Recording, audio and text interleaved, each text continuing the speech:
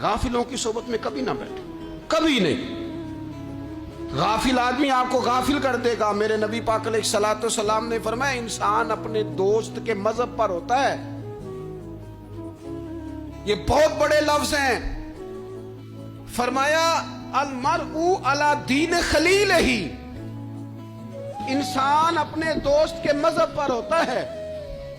تو دیکھ تو نے دوست کس کو بنایا ہے؟ جو تیرے دوست کا مذہب ہوگا وہی تیرا ہو جائے گا۔ ہم نے دوست بنایا نا غوث پاک جیلانی کو،